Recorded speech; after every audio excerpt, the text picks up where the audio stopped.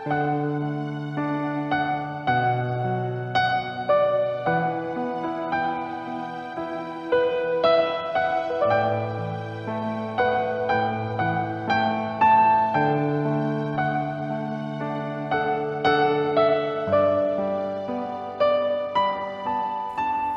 selamat pagi kekasih Tuhan. Kembali dalam renungan Light of Revival. Mari kita membuka firman Tuhan dari Nehemia pasal yang keempat, ayat 1 dan ayatnya yang kedua. Begini bunyi firman Tuhan. Ketika Sanbalat mendengar bahwa kami sedang membangun kembali tembok, bangkitlah amarahnya dan ia sangat sakit hati. Ia mengolok-ngolokkan orang Yahudi dan berkata di hadapan saudara-saudaranya dan tentara Samaria, apakah gerangan yang dilakukan orang-orang Yahudi yang lemah ini? Apakah mereka memperkokoh sesuatu? Apakah mereka hendak membawa persembahan? Apakah mereka akan selesai dalam sehari?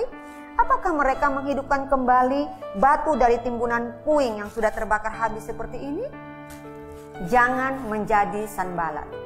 Kekasih Tuhan, kisah yang kita baca ini membahas tentang tantangan yang dihadapi oleh Nehemia dan orang-orang Yahudi saat membangun kembali tembok Yerusalem. Tantangan ini datang dari Sanbalat dan kroni-kroninya seperti Tobiah dan Gesem yang menolak pembangunan tembok Yerusalem dengan menggunakan berbagai cara halus bahkan sampai kekerasan untuk menggagalkan pembangunan ini. Dari pembacaan kita pagi ini, ada beberapa pelajaran rohani bagi kita untuk menilai diri apakah kita pernah atau sering menjadi Sanbalat dalam kehidupan orang lain. Yang pertama, kita menjadi Sanbalat ketika kita marah dan sakit hati atas kesuksesan, atas pekerjaan baik, terlebih atas pelayanan-pelayanan rohani di ladang Tuhan yang dilakukan oleh mereka yang ada di sekitar kita.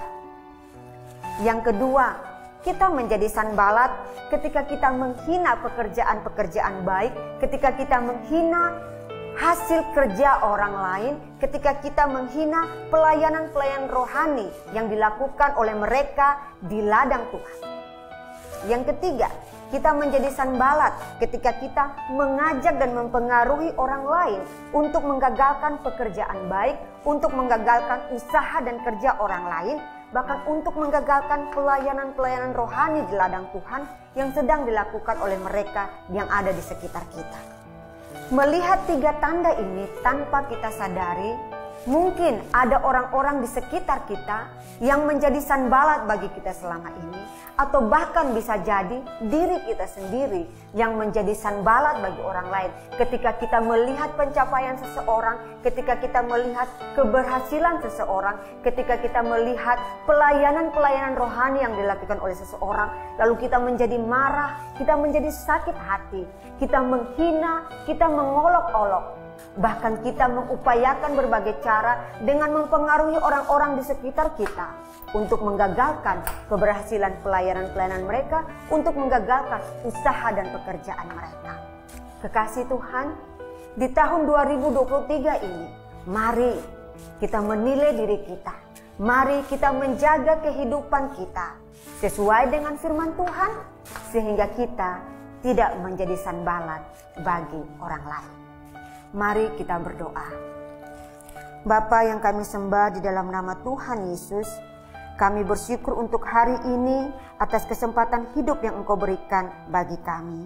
Dan tolong kami ya Tuhan untuk selalu menjaga kehidupan kami sesuai dengan firman-Mu. Mengampuni kami Bapa, dan kiranya Roh-Mu yang kudus berkenan menyertai dan menuntun kami di sepanjang hari ini, dan juga menyertai dan menuntun orang-orang yang kami kasihi hari ini. Di dalam nama-Mu Tuhan kami Yesus Kristus, kami berdoa kepada Bapa di surga. Amin. Kekasih Tuhan, selamat menjalani hari ini, dan biarlah kita menjadikan firman Tuhan sebagai pelita dan terang dalam kehidupan kita. Allah Tritunggal memberkati kita sekalian.